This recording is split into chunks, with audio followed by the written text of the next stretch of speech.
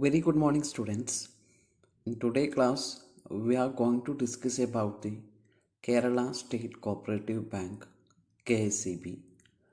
We know for providing agricultural credit, we have three-tier structure: primary agricultural societies, DCB, and the last one is Kerala State Cooperative Bank. Today, we are going to discuss about the Kerala State Cooperative Bank, its function, its constitutions, etc. KCB എന്ന് പറയുന്നത് കേരളത്തിലുള്ള ഒരേ ഒരു scheduled cooperative ബാങ്കാണ്. ഈ ഒരു ബാങ്കിൻ്റെ history നോക്കിക്കഴിഞ്ഞാൽ 1914 തിരുവിതാംകൂർ രാജാവായിരുന്ന Moolam Thirunal Ramavarma Travancore cooperative societies regulation act pass ചെയ്തു. ആ ഒരു ആക്ട് പാസ് ചെയ്യലോടുകൂടി 1915 Trivandrum central cooperative bank establish ചെയ്യപ്പെട്ടു. 1915 ഇത് എസ്റ്റാബ്ലിഷ് ചെയ്തെങ്കിലും ഇത് ഫങ്ഷൻ തുടങ്ങിയത് 1916 January 18 with share capital of ₹1 lakh. അങ്ങനെ സ്റ്റാർട്ട് ചെയ്ത bank 1943 Travancore central cooperative bank എന്നതിലേക്ക് കൺവേർട്ട് ചെയ്യപ്പെട്ടു. ഈ ഒരു ബാങ്കിൻ്റെ പ്രത്യേകത എന്ന് പറയുന്നത് ഇതൊരു ഫെഡറൽ സിസ്റ്റം ഫോളോ ചെയ്യുന്ന ബാങ്കായിരുന്നു. 1954 bank state cooperative bank for Travancore എന്നൊരു സിസ്റ്റത്തിലെ റെക്കഗ്നൈസ് ചെയ്യപ്പെട്ടു. നമുക്കറിയാം 1956 കേരള സ്റ്റേറ്റ് നിലവിൽ വരുന്നത്. അതോടുകൂടി bank Kerala state cooperative bank എന്നൊരു സിസ്റ്റത്തിലേക്ക് റീനെയിം ചെയ്യപ്പെട്ടു. അങ്ങനെയാണ് 1956 മുതലാണ് ഇത് KCB എന്നുള്ള ഫോമിലേക്ക് അറിയപ്പെടാൻ തുടങ്ങിയത്. അങ്ങനെ 1966 ആയപ്പോൾ KCB RBIൻ്റെ കൺട്രോളിലേക്ക് വന്നു. നമുക്കറിയാം KCB എന്ന് പറയുന്നത് it is the first apex cooperative bank in the cooperative banking in the country. നമ്മുടെ ഇന്ത്യ രാജ്യത്ത് ഫസ്റ്റ് വന്ന ഒരു അപെക്സ് ബാങ്കാണ്, അപെക്സ് കോപ്പറേറ്റീവ് ബാങ്കാണ് KCB എന്ന് പറയുന്നത്. അങ്ങനെ 1972 RBI KCBക്ക് ഒരു ബാങ്കിങ് ബിസിനസ് ചെയ്യാനുള്ള ഒരു ലൈസൻസ് കൂടി കൊടുത്തു. അതുകൊണ്ടാണ് ഇത് കംപ്ലീറ്റ് ഒരു ഷെഡ്യൂൾഡ് ബാങ്ക് എന്ന് പറയുന്ന ഒരു സിസ്റ്റം ആയിട്ട് നമ്മൾ പറയുന്നത്. RBI ലൈസൻസ് കൊടുത്തതുകൊണ്ടാണ്. ഇനി KCBയുടെ മീനിങ് ഓർ ഡെഫിനിഷനിലേക്ക് പോയി കഴിഞ്ഞാൽ ആദ്യം പറയാനുള്ളത് it is the apex bank of cooperative societies in Kerala. കേരളത്തിലുള്ള എല്ലാ കോപ്പറേറ്റീവ് സൊസൈറ്റീസിൻ്റെയും അപെക്സ് ബാങ്ക്, ഒരു ലീഡർ ബാങ്ക്, ഒരു സുപ്പീരിയർ ബാങ്ക് നമുക്ക് KCBനെ പറയാൻ പറ്റും. According to Section 2, Subsection RB of KCS Act, KCS means Kerala Cooperative Societies Act 1969, State Cooperative Bank is defined as an apex society having only district cooperative bank as its members. KCBൻ്റെ members എന്ന് പറയുന്നത് ഓരോ ജില്ലയിലുമുള്ള district cooperative ബാങ്കുകൾ മാത്രമായിരിക്കും. അതുകൊണ്ടാണ് അതിനെ apex bank എന്ന് പറയുന്നത്, ഏറ്റവും സുപ്രീം ബാങ്ക് എന്ന് പറയുന്നത്. ഈ KCBൻ്റെ ഹെഡ് ക്വാർട്ടേഴ്സ് എന്ന് പറയുന്നത് ട്രിവാൻഡ്രത്ത് പാളയം എന്ന് പറഞ്ഞ സ്ഥലത്താണ്. അതിനെ കോബാങ്ക് ടവർ എന്നാണ് അതിന് പറയാം. It has 8 department and each department is headed by a deputy general manager. ഇനി ഇതിൻ്റെ ഏരിയ ഓഫ് ഓപ്പറേഷൻ എവിടെയാണ് ഇത് ഫംഗ്ഷൻ ചെയ്യാമെന്ന് ചോദിച്ചു കഴിഞ്ഞാൽ ഇതിൻ്റെ area of operation shall extend to whole state of Kerala. Kerala complete ആയിട്ട് ഇതിൻ്റെ ഒരു ഏരിയ ഓപ്പറേഷൻ വരുന്നുണ്ട്. അതുപോലെ തന്നെ ഈ ഒരു ബാങ്കിന് 4 റീജിയണൽ ഓഫീസസാണ് ഉള്ളത്. ഒന്ന് ട്രിവാൻഡ്രം, എറണാകുളം, തൃശ്ശൂർ ആൻഡ് കോഴിക്കോട്. കേരളത്തിൻ്റെ വിവിധ കോർണറിലായിട്ട് 4 റീജിയണൽ ഓഫീസാണ് ഇതിനുള്ളത്. പിന്നെ ഇതിൻ്റെ ലയബിലിറ്റിയുമായി ബന്ധപ്പെട്ടിട്ട് ഓരോ മെമ്പേഴ്സിൻ്റെയും ലയബിലിറ്റി എന്ന് പറയുന്നത് അവർ എടുത്തിട്ടുള്ള ഷെയർ വാല്യൂ. അപ്പോൾ ഒരാൾ ഒരു 10 രൂപേൻ്റെ ഒരു ഷെയറാണ് എടുത്തിട്ടുണ്ടെങ്കിൽ ആ 10 രൂപയായിരിക്കും അയാളുടെ ലയബിലിറ്റി എന്ന് പറയുന്നത്. പിന്നെ ഇതിൻ്റെ membership as I already telled, membership is available only to DCB. DCBക്ക് മാത്രമേ എന്ത് ചെയ്യാൻ പറ്റുള്ളൂ, കേരള സ്റ്റേറ്റ് കോപ്പറേറ്റീവ് ബാങ്കിൽ മെമ്പർഷിപ്പ് കിട്ടുള്ളൂ. അതേപോലെ ഗവൺമെൻറ്റിനും, അല്ലാണ്ട് വേറെ ഇൻഡിവിജ്വൽ മെമ്പേഴ്സിനും ഒരിക്കലും എന്ത് ചെയ്യില്ല, KCBയിൽ മെമ്പർഷിപ്പ് കിട്ടില്ല. KCBനെ സംബന്ധിച്ചിടത്തോളം അവർക്ക് മാക്സിമം റേസ് ചെയ്യാൻ പറ്റുന്ന ഓതറൈസ്ഡ് ക്യാപിറ്റൽ എന്ന് പറയുന്നത് 50 crore ആണ്. That is the maximum amount that they can rice. ഇനി സോഴ്സസ് ഓഫ് ഫണ്ട്, ഈ ഒരു KCBക്ക് പ്രധാനമായിട്ടും ഫണ്ട് കിട്ടുന്നത്, അവർ ഫണ്ട് റേസ് ചെയ്യുന്നത് എസ്പെഷ്യലി ഷെയർ ക്യാപിറ്റൽ ഫോർ മെമ്പേഴ്സിൻ്റെ അടുത്ത് നിന്ന് അവർ റേസ് ചെയ്യുന്ന ഷെയർ ക്യാപിറ്റലാണ് അവരുടെ ഏറ്റവും പ്രധാനപ്പെട്ട സോഴ്സ് ഓഫ് ഫണ്ട് എന്ന് പറയുന്നത്. അതേപോലെ കഴിഞ്ഞ വർഷങ്ങളിലായിട്ട് അവരുടെ പ്രോഫിറ്റിൽ നിന്ന് മാറ്റി വെച്ചിട്ടുള്ള റിസേർവ്സ്, അതേപോലെ മെമ്പേഴ്സിൻ്റെ അടുത്ത് നിന്ന് ആക്സെപ്റ്റ് ചെയ്യുന്ന ഡെപ്പോസിറ്റ്സ്, മെമ്പേഴ്സിൻ്റെ അടുത്ത് നിന്ന് മാത്രമല്ല ഈവൻ നോൺ മെമ്പേഴ്സിൻ്റെ അടുത്തുനിന്നും ദേ ആർ ആക്സെപ്റ്റിംഗ് ഡെപ്പോസിറ്റ്സ്. അതേപോലെ they will also borrow from NABARD, SBI, SIDBI, IDBI, NHB പോലുള്ള പ്രധാനപ്പെട്ട ഫൈനാൻഷ്യൽ ഇൻസ്റ്റിറ്റ്യൂഷൻസ് ഓർ ഫൈനാൻഷ്യൽ ബാങ്കുകളിൽ നിന്നും അവർ എന്ത് ചെയ്യാറുണ്ട്, ബോറോ ചെയ്യാറുണ്ട്. ഇങ്ങനെയാണ് നമ്മുടെ KSEB അവർക്ക് ആവശ്യമായിട്ടുള്ള ഫണ്ടുകൾ റേസ് ചെയ്യുന്നത്. Talking about the management of KSEB, നമുക്കറിയാം ഒരു കേരള സ്റ്റേറ്റ് കോപ്പറേറ്റീവ് ബാങ്ക് ആയതുകൊണ്ട് തന്നെ അത് അത്രയും എഫക്റ്റീവായിട്ട് എഫിഷ്യൻ്റായിട്ട് മാനേജ് ചെയ്യേണ്ടതുണ്ട്, since it is an apex bank. So ഇതിൻ്റെ ഒരു മാനേജ്മെൻറ്റ് പർപ്പസിന് വേണ്ടിയിട്ട് പ്രധാനമായിട്ടും 3 ബോഡീസാണ് വരുന്നത്. ഒന്ന് ഇതിൻ്റെ ജനറൽ ബോഡി എന്ന് പറയുന്നത്.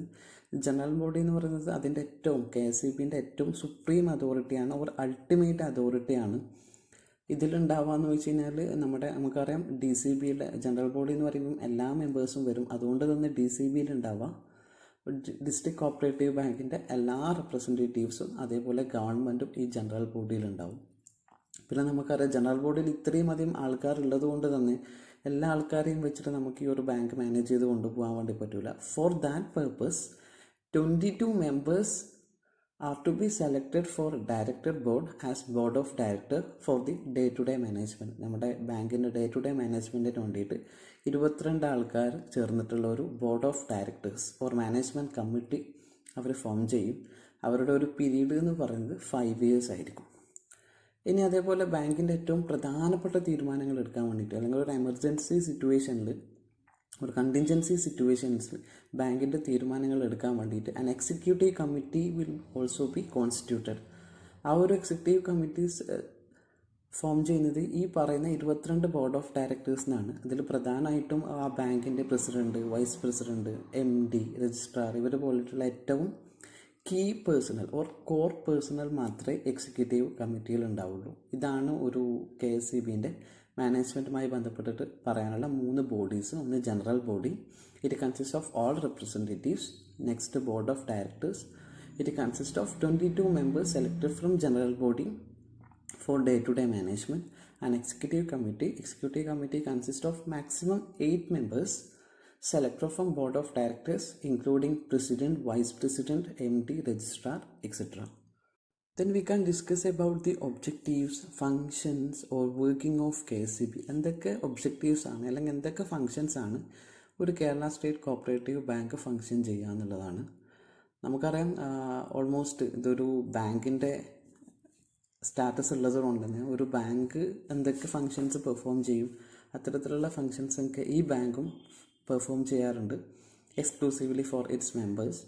ഇതിൽ ഏറ്റവും പ്രധാനപ്പെട്ട ഒബ്ജക്റ്റീവ് ഓർ ഫങ്ഷൻ എന്ന് പറയുന്നത് it is A apex cooperative bank in Kerala. കേരളത്തിലുള്ള എല്ലാ കോപ്പറേറ്റീവ് ബാങ്ക്സിനെയും കൺട്രോൾ ചെയ്യാനുള്ള ഒരു സൂപ്പർവൈസിങ് ഓർ ഒരു സുപ്പീരിയർ ബോഡിയാണ് KSEB എന്ന് പറയുന്നത്. അതേപോലെ നെക്സ്റ്റ് പറയാനുള്ളതെന്ന് വെച്ച് കഴിഞ്ഞാൽ ഡിസ്ട്രിക്ട് കോപ്പറേറ്റീവ് ബാങ്കും അതേപോലെ മറ്റ് സ്റ്റേറ്റ് ലെവൽ കോപ്പറേറ്റീവ് ഇൻസ്റ്റിറ്റ്യൂഷൻസ് ഉണ്ടാവും. അവർക്കൊക്കെ ഫൈനാൻസ് കൊടുക്കുക എന്നുള്ളത്, അവർക്ക് ആവശ്യമായിട്ടുള്ള ഫൈനാൻസ് പ്രൊവൈഡ് ചെയ്യുക എന്നുള്ളതും ഇവരുടെ ഒരു ഫങ്ഷനാണ്. അതേപോലെ ഫണ്ട് കൊടുക്കൽ മാത്രമല്ല, they have to raise fund, അതും ഇതിൻ്റെ ഒരു ഒബ്ജക്റ്റീവ്സ് ആണ്, ഫങ്ഷനാണ്. They have to raise fund from members and non members, അതേപോലെ സ്റ്റേറ്റ് ഗവൺമെൻറ്, അതേപോലെ various institutions like RBI, NABARD, SBI, IDBI, NHB പോലുള്ള ഇൻസ്റ്റിറ്റ്യൂഷൻസിൽ നിന്ന് ഫണ്ട് റേസ് ചെയ്യുക എന്ന് പറയുന്നതും ഇവരുടെ ഒരു ഫങ്ഷനാണ്. അതേപോലെ എന്ന് വെച്ച് കഴിഞ്ഞാൽ ലോൺസ് പ്രൊവൈഡ് ചെയ്യുക. നമുക്കറിയാം ഒരു ബാങ്കിനെ സംബന്ധിച്ചോളം അവരുടെ പ്രധാനപ്പെട്ട ഫങ്ഷൻ എന്ന് പറയുന്നത് accepting deposits and providing loans എന്നുള്ളതാണ്. അതുകൊണ്ട് തന്നെ ഈ KSEB എന്ത് ചെയ്യുന്നുണ്ട്, provides loans on the security of fixed deposits or any other securities. അതേപോലെ KSEBക്ക് നമ്മൾ പറഞ്ഞിട്ടുണ്ട് ഹെഡ് ക്വാർട്ടേഴ്സ് ട്രിവാൻഡ്രത്തിലാണെങ്കിൽ പോലും ഇതിന് ഡിഫറെൻറ്റ് ബ്രാഞ്ചസ് ഡിഫറെൻറ്റ് ഡിസ്ട്രിക്റ്റിൽ ഓപ്പൺ ചെയ്യാറുണ്ട്. ഈവൻ നമ്മുടെ ജില്ലയിൽ പോലും, കണ്ണൂർ ജില്ലയിൽ പോലും അത്തരത്തിലുള്ള കേരള ബാങ്ക് KSEBൻ്റെ ബ്രാഞ്ചുകൾ ഉണ്ടാകാറുണ്ട്. അത് ഓപ്പൺ ചെയ്യാന്നുള്ളതാണ്. പക്ഷെ അത് ഓപ്പൺ ചെയ്യണമെങ്കിൽ RBI അതേപോലുള്ള രജിസ്ട്രാറുടെയൊക്കെ പെർമിഷൻ ആവശ്യമുണ്ട്. പിന്നെ പറയാനുള്ളതെന്ന് വെച്ച് കഴിഞ്ഞാൽ to constitute principal state partnership fund with the money received from state government. KSEB specific ആയിട്ട് മെയിൻറ്റെയിൻ ചെയ്യുന്ന ഒരു ഫണ്ടാണ് പ്രിൻസിപ്പൽ സ്റ്റേറ്റ് പാർട്ട്ണർഷിപ്പ് ഫണ്ട് എന്ന് പറയുന്നത്. നമ്മുടെ DCB പറയുന്ന സമയത്ത് സബ്സിഡിയറി സ്റ്റേറ്റ് പാർട്ട്ണർഷിപ്പ് ഫണ്ട് എന്ന് പറഞ്ഞിട്ടൊരു ഫണ്ട് പറഞ്ഞിരുന്നു. അതേപോലെ KCB കോൺസ്റ്റിറ്റ്യൂട്ട് ചെയ്യുന്ന ഒരു ഫണ്ടാണ്. ആ ഫണ്ട് എന്താണെന്നുള്ളത് നെക്സ്റ്റ് സ്ലൈഡിൽ വരുന്നുണ്ട്. നമുക്ക് ആ സമയത്ത് ഡീറ്റെയിൽ ആയിട്ട് ഡിസ്കസ് ചെയ്യാം. അതേപോലെ ഇപ്പോഴത്തെ ബാങ്കുകൾ ചെയ്യുന്ന പോലെ സേഫ് കസ്റ്റഡി എന്ന് പറയുന്ന ഒരു സർവീസ് കൂടി നമ്മുടെ പ്രധാനപ്പെട്ട valuables like gold ornaments, securities, അതിനൊക്കെ സേഫ് കസ്റ്റഡി കൊടുക്കുക എന്ന് പറയുന്ന ഒരു ഫങ്ഷൻ കൂടി KCB ചെയ്യുന്നുണ്ട്. അതേപോലെ അഗ്രികൾച്ചറിൻ്റെ ഡെവലപ്മെൻറ്റിന് വേണ്ടിയിട്ട് ആവശ്യമായിട്ടുള്ള സ്കീമുകൾ, വേരിയസ് പ്രോഗ്രാംസ് ഇംപ്ലിമെൻറ്റ് ചെയ്യുക എന്ന് പറയുന്നത്. കാരണം ഈ ഒരു ബാങ്ക് ഏറ്റവും കൂടുതൽ ഫോക്കസ് കൊടുക്കുന്നത് അഗ്രികൾച്ചറൽ സെക്ടേഴ്സിനാണ്. സോ അതിൻ്റെ ഡെവലപ്മെൻറ്റിന് വേണ്ടിയിട്ടുള്ള ഒരുപാട് സ്കീംസുകൾ, അതിനാവശ്യമായിട്ടുള്ള വേരിയസ് സ്കീംസ് ഓഫ് ലോൺസ്, അതുപോലുള്ള കാര്യങ്ങൾ ഇംപ്ലിമെൻറ്റ് ചെയ്യുക എന്ന് പറയുന്നതും. അതേപോലെ എന്ന് പറയുന്നത് ഇതൊരു അപെക്സ് ബാങ്ക് ആയതുകൊണ്ട് തന്നെ ഇതിൻ്റെ കീഴിൽ വരുന്ന ഒരുപാട് DCBകളുണ്ട്. അതേപോലെ കോപ്പറേറ്റീവ് ഇൻസ്റ്റിറ്റ്യൂഷൻസ് ഉണ്ട്. അവരെ സൂപ്പർവൈസ് ചെയ്യുക, ആവശ്യമുണ്ടെങ്കിൽ ഇൻസ്പെക്ഷനും ഇൻവെസ്റ്റിഗേഷനൊക്കെ നടത്തുക എന്ന് പറയുന്നതും ഇതിൻ്റെ ഒരു ഒബ്ജക്റ്റീവാണ്. അതേപോലെ ഇതിൻ്റെ മെമ്പേഴ്സിൻ്റെ എക്കണോമിക് ഇൻട്രസ്റ്റ് പ്രൊട്ടക്റ്റ് ചെയ്യുക, അവർക്ക് എന്തെങ്കിലും ഫിനാൻഷ്യൽ ബെനിഫിറ്റ് ഉണ്ടാക്കി കൊടുക്കുക എന്ന് പറയുന്നതും ഇതിൻ്റെ ഒരു ഭാഗമാണ്.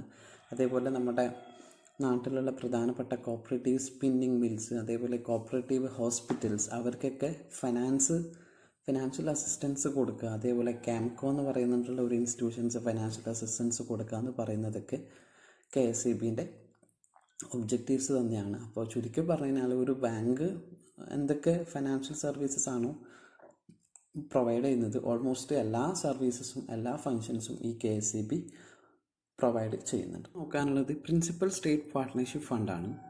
KCB സ്പെസിഫിക് ആയിട്ട് മെയിൻറ്റെയിൻ ചെയ്യുന്ന ഒരു ഫണ്ടാണ് പ്രിൻസിപ്പൽ സ്റ്റേറ്റ് പാർട്ട്ണർഷിപ്പ് ഫണ്ട് എന്ന് പറയുന്നത്. ഈ ഒരു ഫണ്ട് പ്രധാനമായിട്ടും മെയിൻറ്റെയിൻ ചെയ്യുന്നത് സ്റ്റേറ്റ് ഗവൺമെൻറ്റിൽ നിന്ന് എടുത്തുനിന്ന് കിട്ടിയിട്ടുള്ള എമൗണ്ട് വെച്ചിട്ടാണ്. ഈ ഫണ്ട് പ്രധാനമായിട്ടും യൂസ് ചെയ്യുന്നത് ഒന്ന് അവരുടെ കീഴിൽ വരുന്ന DCBs, ഡിസ്ട്രിക്ട് കോപ്പറേറ്റീവ് ബാങ്ക്, അതേപോലെ അതർ കോപ്പറേറ്റീവ് ഇൻസ്റ്റിറ്റ്യൂഷൻസിൻ്റെ ഷെയർസ് പർച്ചേസ് ചെയ്യാൻ വേണ്ടിയിട്ട്, അവരുടെ ഷെയർ ക്യാപിറ്റൽ സബ്സ്ക്രൈബ് ചെയ്യാൻ വേണ്ടിയിട്ടും.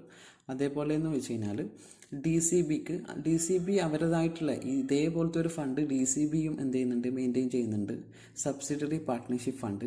ആ ഒരു പാർട്ട്ണർഷിപ്പ് ഫണ്ടിലേക്കും ഈ ഒരു ഫണ്ടിൽ നിന്ന് കോൺട്രിബ്യൂട്ട് ചെയ്യാറുണ്ട്. സോ പ്രധാനമായിട്ടും രണ്ട് പർപ്പസിന് വേണ്ടിയിട്ടാണ് ഈ ഫണ്ട് യൂസ് ചെയ്യുന്നത്. ഒന്ന് DCBയും അതേപോലെ അതർ കോപ്പറേറ്റീവ് ഇൻസ്റ്റിറ്റ്യൂഷൻസിൻ്റെയും ഷെയർസ് പർച്ചേസ് ചെയ്യാൻ വേണ്ടിയിട്ടും, അതേപോലെ DCBക്ക് അവർക്ക് ആവശ്യമായിട്ടുള്ള സബ്സിഡറി പാർട്ട്ണർഷിപ്പ് ഫണ്ട് മെയിൻറ്റെയിൻ ചെയ്യാൻ വേണ്ടിയിട്ടുള്ള ഫൈനാൻഷ്യൽ അസിസ്റ്റൻസ് കൊടുക്കാൻ വേണ്ടിയിട്ടുമാണ് ഈ ഒരു ഫണ്ട് യൂസ് ചെയ്യുന്നത്.